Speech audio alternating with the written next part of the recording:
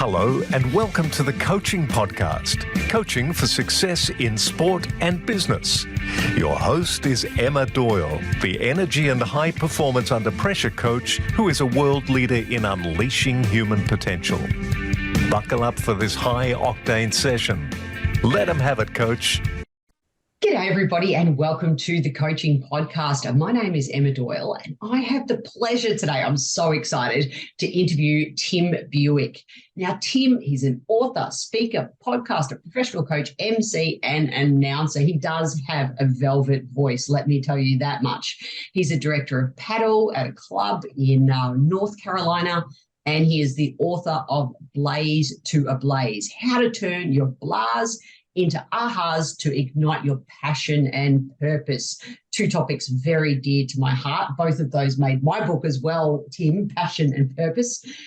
He's worked in the sporting industry for many years. We met through Wilson Sporting Goods and been on court at promotional events with the Fed, Serena Williams, the legend Billie Jean King, and so many other things. He's a total entrepreneur and I can't wait to interview him. Tim, welcome to the show. It is an honor to be here. And I don't know how velvety my voice will be given I was on the court coaching so much, especially on Saturday where I had lessons during the day. And then we had over 50 people at a pickleball event. And, you know, you're talking over the courts and talking nonstop for 3 hours. I think I blew out my voice, and that was after I announced a high school baseball game opening night on Friday night. So the velvet voice is kind of worn out as we talk here this afternoon, my time, Eastern time, USA. The first question is the Vegemite question. You either love it or you strongly dislike it. What's your take on the Australian spread, Tim? I am more along the lines of strongly dislike it. I've only had it once or twice. My daughter Victoria was in your great country a couple of years ago and brought it back. And I believe I had it there when I was at the Australian Open for a couple of times in years past. And I can see how it's very much an acquired taste. But much like my first sip of beer that I didn't like, I sure learned to enjoy that. So I think I could as far as Vegemite. But I would still say I still have a ways to go before I can say I like it. Yeah. All right. Well, because you answered that way, our first follow-up question is, can you share with us a coaching moment that did not go well and what might be a lesson? A couple of things come to mind when I think of that question. One was when I was young and green and unprepared and not learning in the tennis coaching profession. And I was on the court and I quickly realized, especially some of the early lessons where I was basically thrown out there and go, yeah, you know how to play, go teach. Well, as we know, there's a big difference between playing and teaching. And I felt lost. My students were lost. And it was a feeling that I just vowed that I would never have again. And I remember that experience followed an experience I had when I was a freshman in college. And we had a dorm basketball team. And I said, for our dormitory, and I said, well, I'll coach. I'll do it. I'll be the coach. Because I saw the coach, and I did not take this seriously. I mean, it's intramurals, big deal, is I wanted the whole persona. I wore the three-piece suit and the hat and the whole deal and made a lot of fun in the position. And it was a lot of fun until they needed actual coaching. I was clueless. I'm not a basketball player. And you know how tall I am. I never will be a basketball player. That is not my gift. It's not my superpower. So I didn't have the knowledge to coach. I didn't have the background of playing. And so I let another player, when it got to crunch time, I go, you tell them what to do. I'm just here looking the image. And so what I took away from that is I say, we can have an image of a coach. We can look the part and we could think that we know how to coach. But the lesson that I really got from those two experiences and many others is that we cannot give what we do not have.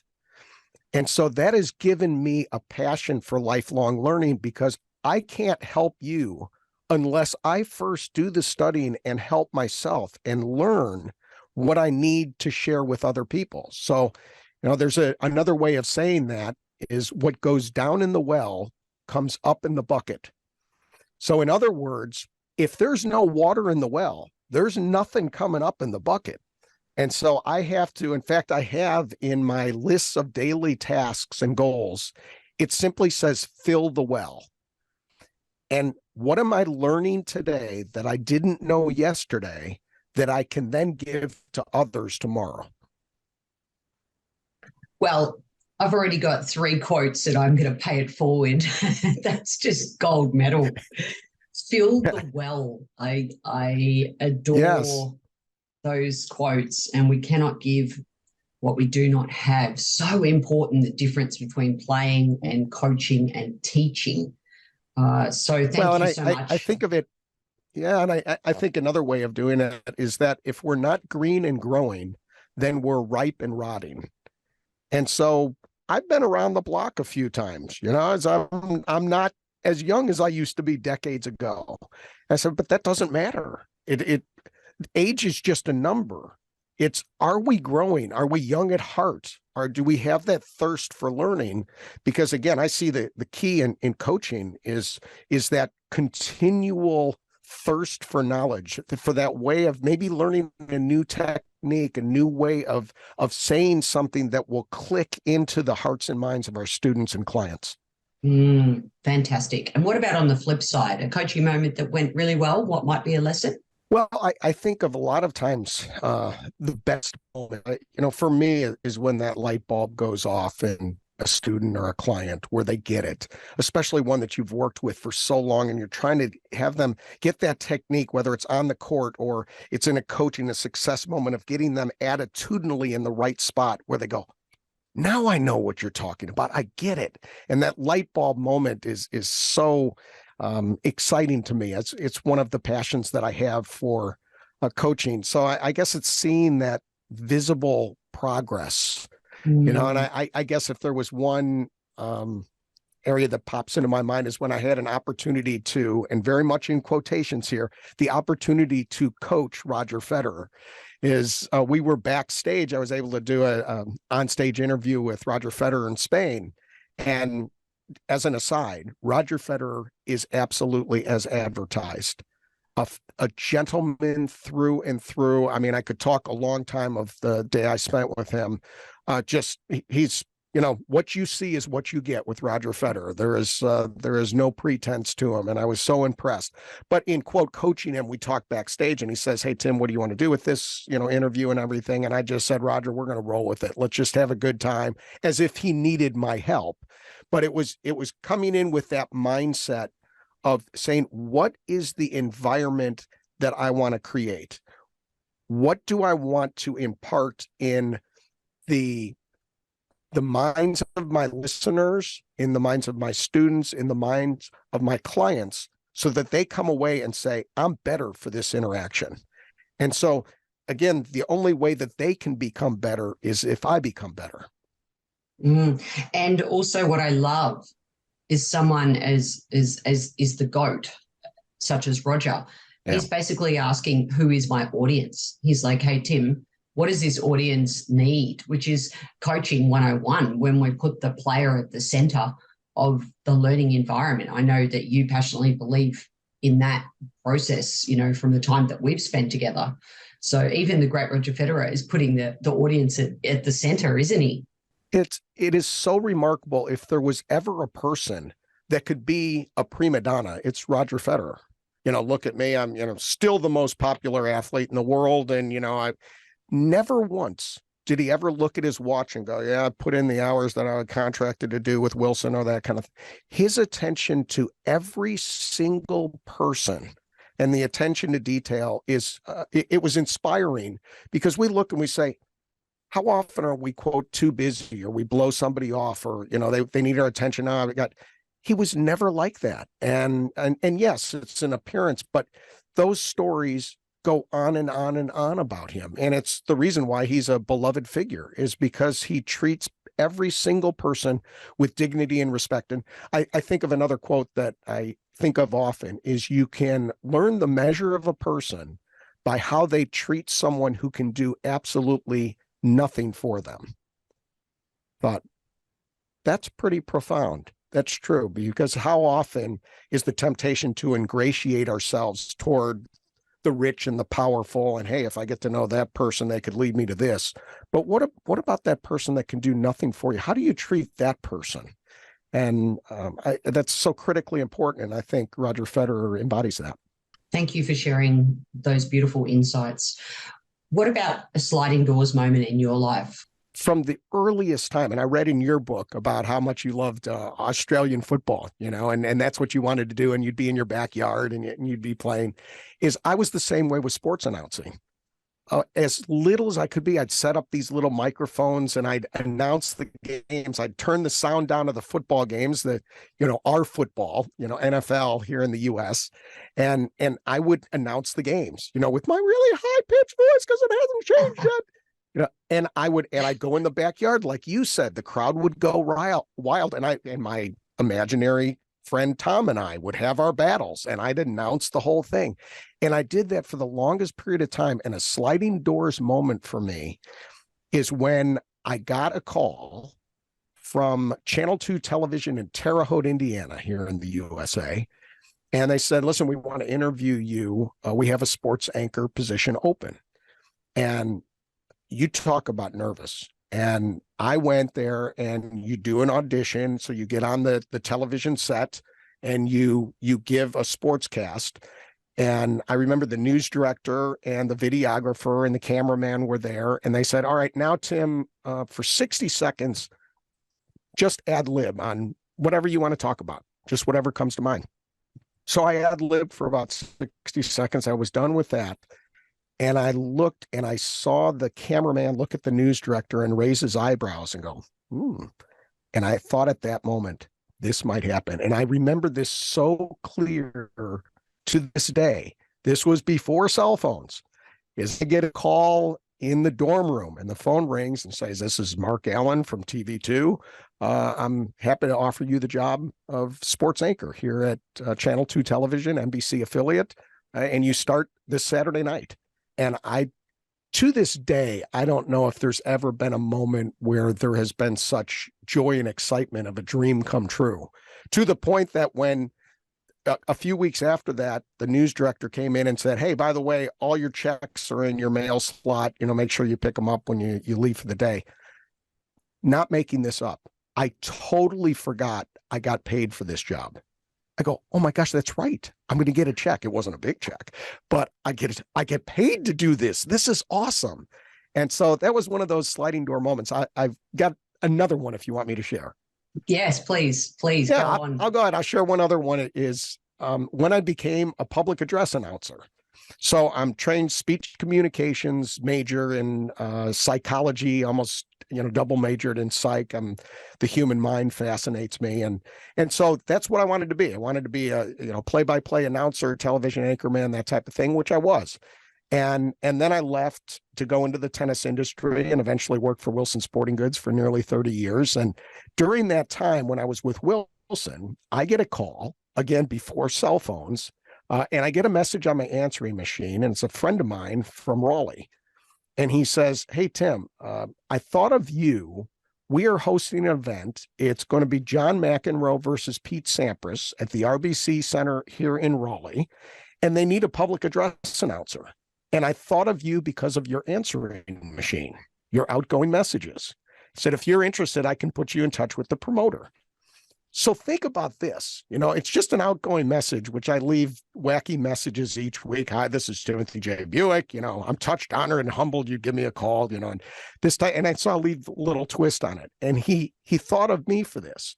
Very long story short, I ended up doing that match, did several other matches with McEnroe and Sampras and John Isner and, Todd Martin and a whole host of others, which then led to going ahead and doing basketball games and baseball games and, all sorts of other sports, football games and doing that regularly, which also led to the U.S. promotions director position at Wilson, not a direct tie-in, but then they have me on a call and they say, we're going to do a fundraiser for Roger Federer and for his foundation. And, so we're all there and they said, well, Tim, how would you do this event?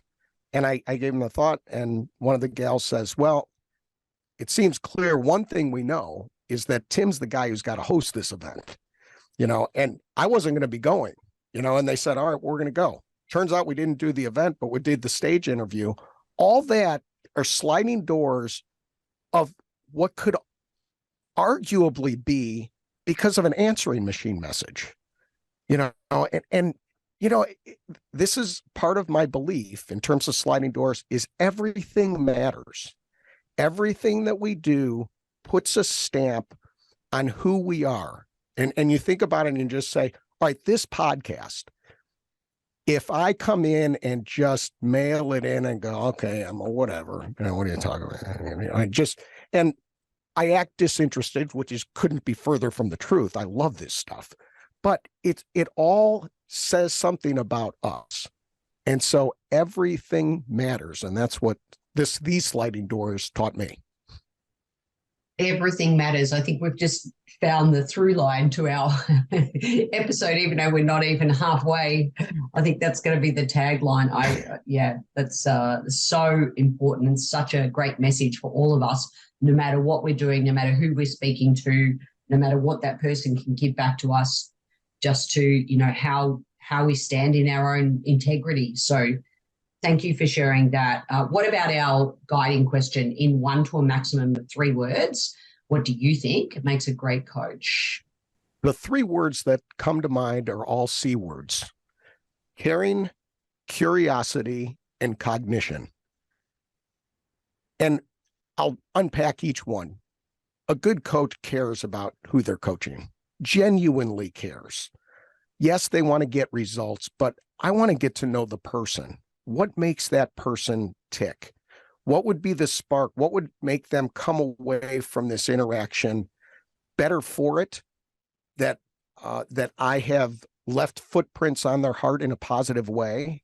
And that comes from genuinely caring about a person, which leads to curiosity. Curiosity not only in how that person ticks, but curiosity about the profession of how can I be better? I can always improve. We talked about this earlier, is I can always improve. So I need to be not just interested, but fascinated by what I do.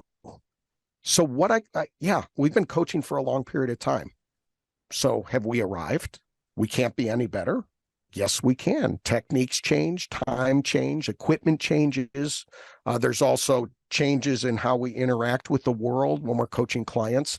And so having that curiosity, and that leads to cognition, thinking, learning. If I have stopped learning, then I've stopped growing, and I can only give just what I had in the past. And I want to give more. I want to be more. I want to do more. I want to have a bigger impact. How do I do that? It's being a lifelong learner. And so I'd say those 3 words are just absolutely critical in order to be the best coaches we can be. Great choice. And I love, of course, they're the 3 C's. Nice and easy to remember. I do remember your answer machine message as well. I remember going, wow, that is so cool. It's not unusual. In fact, I just, it's not unusual that sometimes my phone will ring and then the same number will ring again. And, if I miss it the first time, I'll pick it up. Hi, this is Tim. How can I help you? And no, we didn't want to talk to you.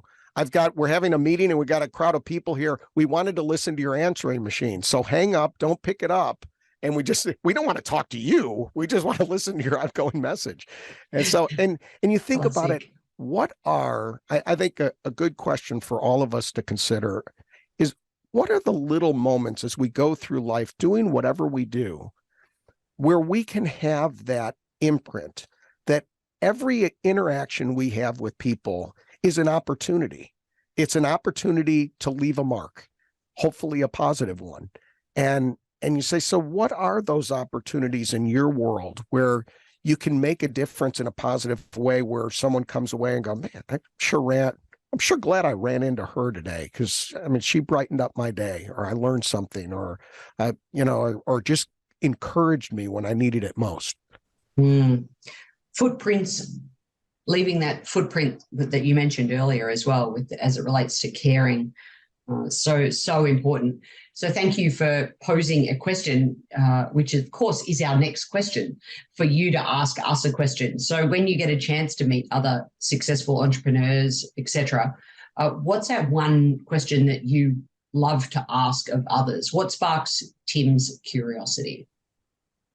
Well, there are a lot of things. I'm naturally curious, and it grows. The more knowledge we get, the more ignorant I realize I am. It's kind of like an island that just keeps getting bigger as you go. All right, the island gets bigger and bigger, but you've got more and more shoreline in which to navigate, and you go, that's kind of the way it is with knowledge. So one of the questions that I like to ask is, how did you know that this is what you wanted to do? So your life work, or what you're doing now, how did you know that this is what you wanted to do? And I have a few other questions that I love to ask people as well, but that's one of them, because it does tell me a lot about how they're wired.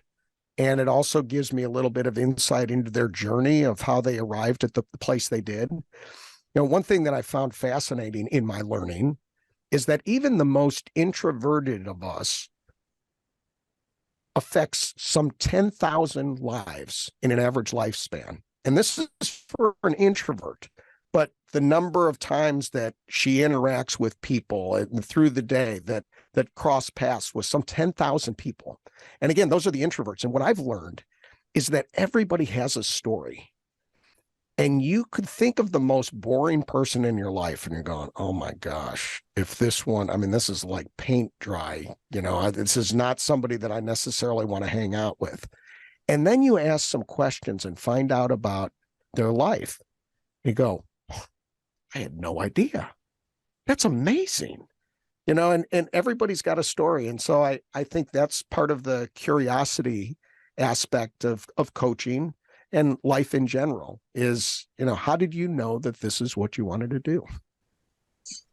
Okay, Tim. So what I want to talk about next is I have a lot of coaches who come to me and they're actually not sure about their passion. They're maybe in coaching, but they're not quite sure if they really enjoy this aspect of coaching or that aspect of coaching.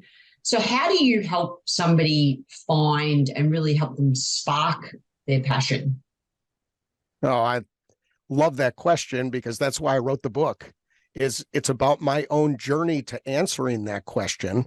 And what I did through a deep dive after I left Wilson is I stepped back and I said, well, now what? What do I do now? And the question came to me is I first need to know who I am. I take seriously Socrates' dictum to know thyself. Well, that's a more difficult question than it seems on the surface. How many of us really know how we're wired, who we are at our core? And frankly, it can be uncomfortable to even scary to say, okay, so what am I known for? What sparks my passion? And so through this process, and it was really a process of self-discovery, I came up with the M5 process of self-discovery, and it started with an equation. And the equation is this: passion, who we are, plus prowess, what I do, multiplied by purpose, why I do, plus problem, what I solve. When we get that equation correct, we'll have the ablazing life. We're not going to have to worry about motivation or energy or to get sparked or, have to look in the mirror and say, you're a good person. Go get them. It's not that we don't, I pump myself up every day. But what fuels my passion is knowing why I'm doing what I'm doing and doing the things that I am uniquely wired, that I'm uniquely good at. And so I often hold in my mind, when my why gets bigger, the how gets easier. But I have to get to the why first.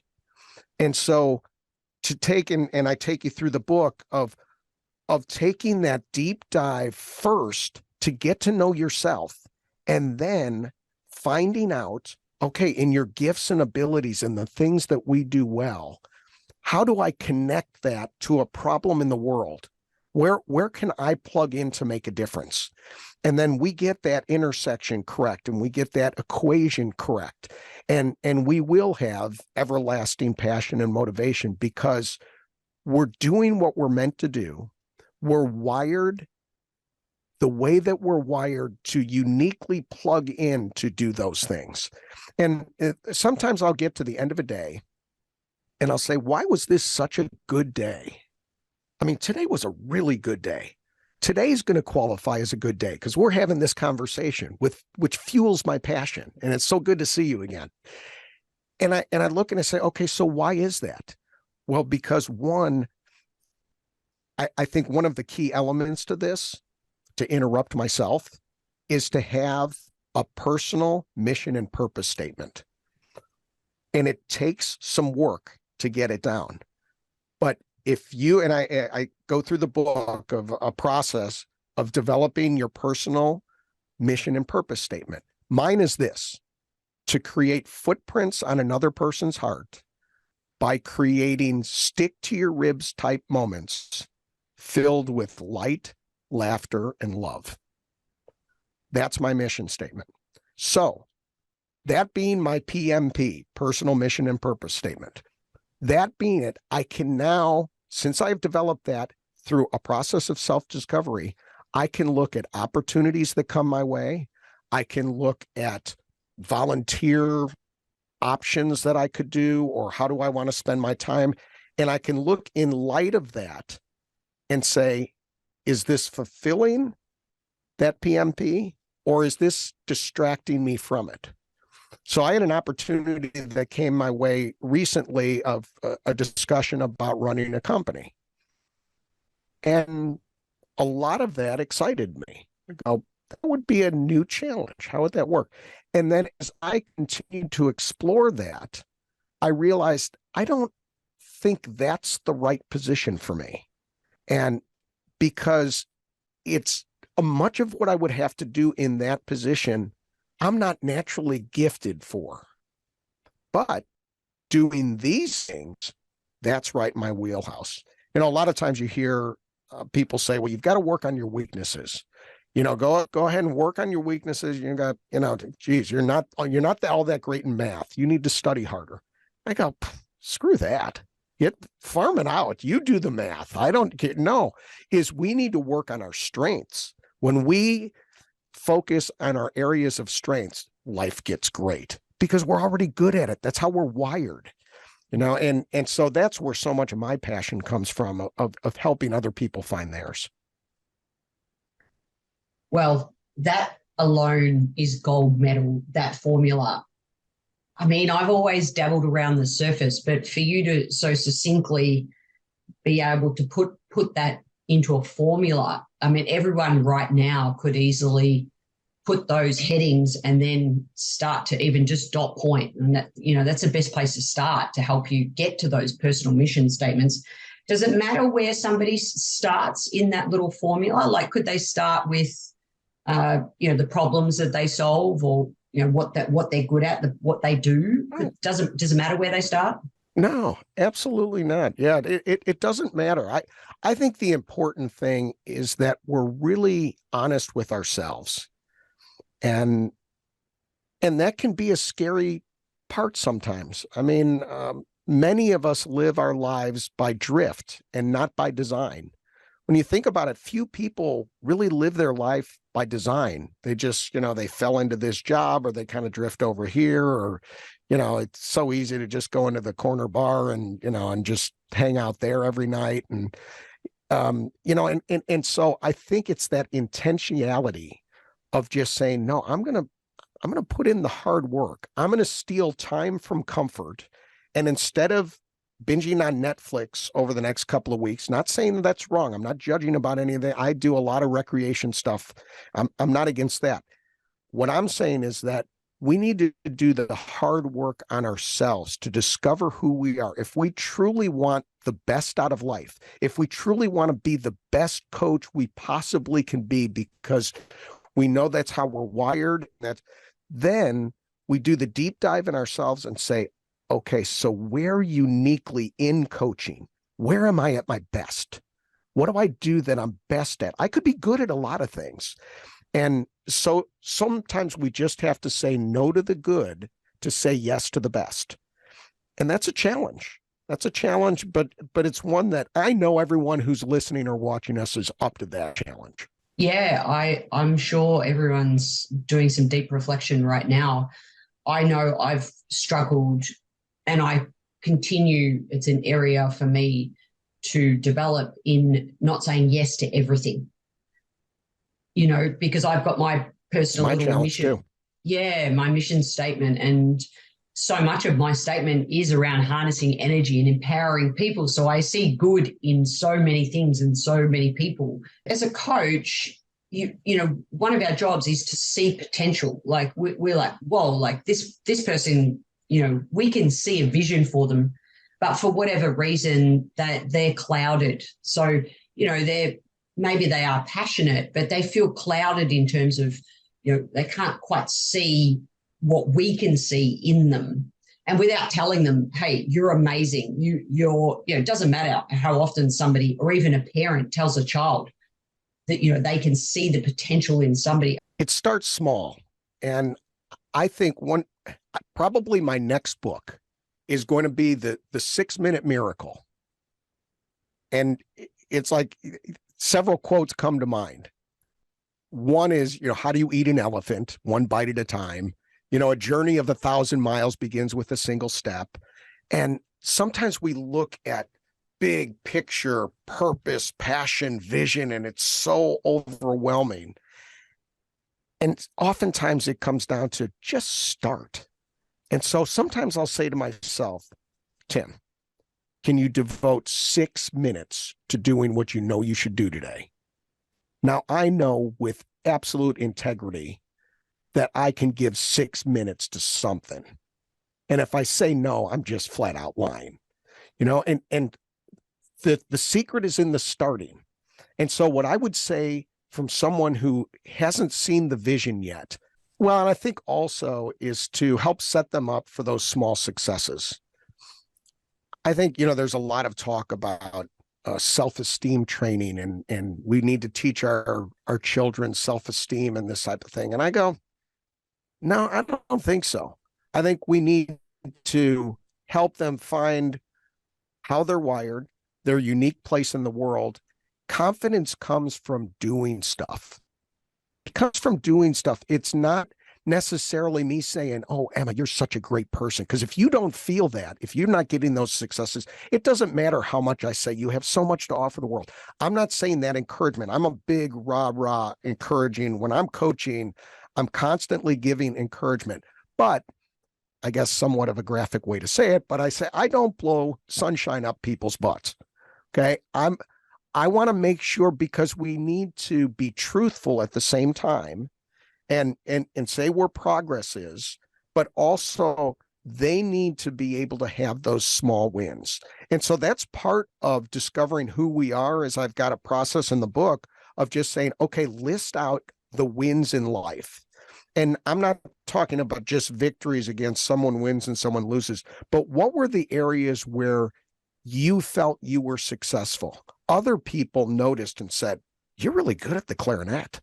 Really? I'm just doing this because my mom told me I had to pick an instrument. No, I mean, you're gifted at that. And you find, what are the wins? They're going to start, patterns are going to show up. And I think what happens with our self-confidence is we get into areas, for whatever reason, we get attracted to money, status, power. Our parents told us this is what we had to do. And it's not who we are. Even if we're, quote, having success, it's just not how we're wired.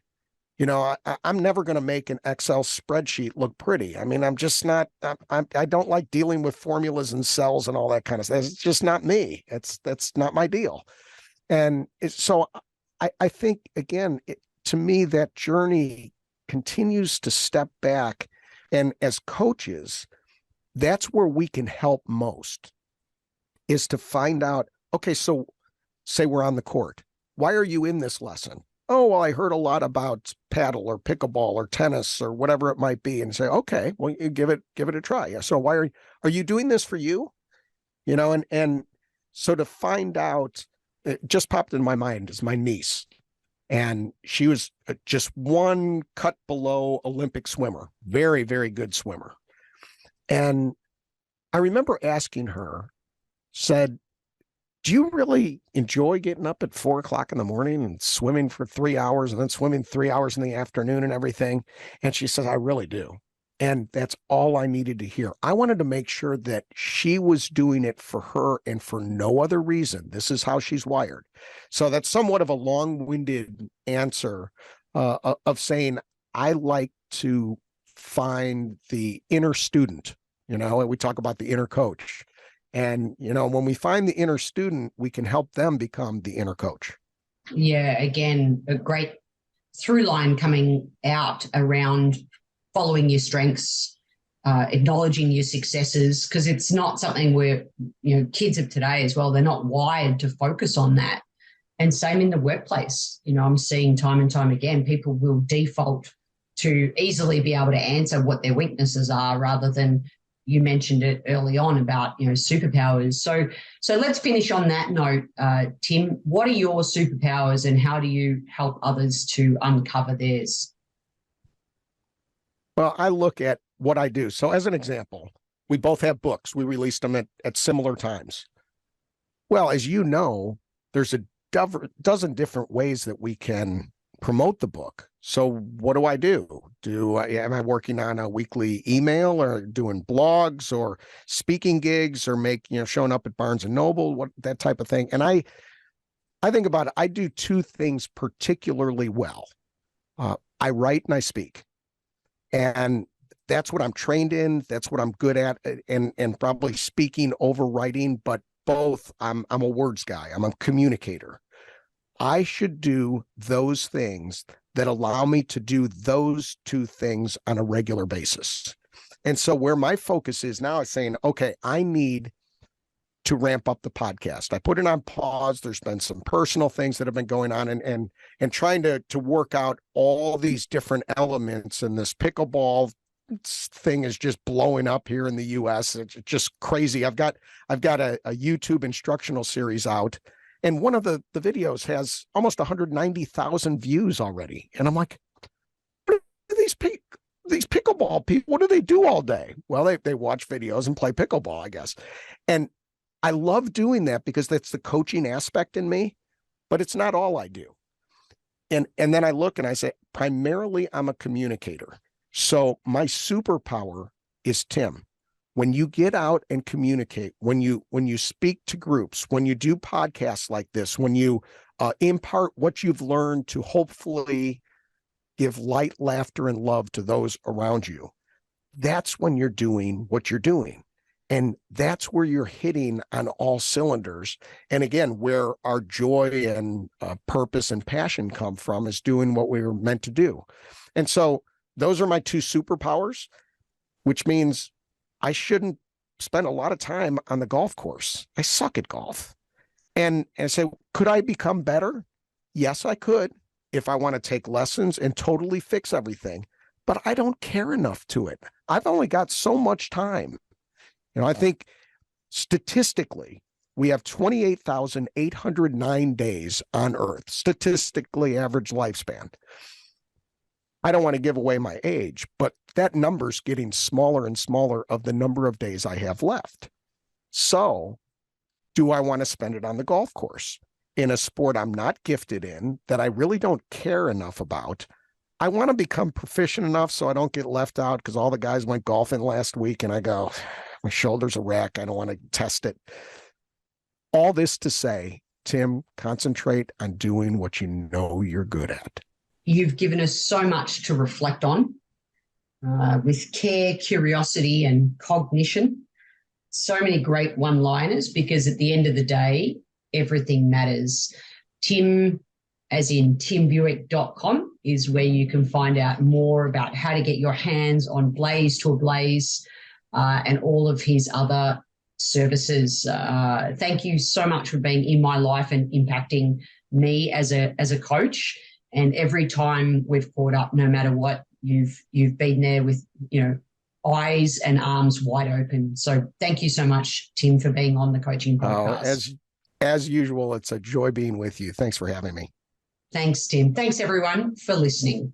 The Coaching Podcast is sponsored by Transition Coach for Athletes, a global coaching, mentoring, and US placement service. The service helps athletes navigate the often challenging world of choosing your best college fitness performance.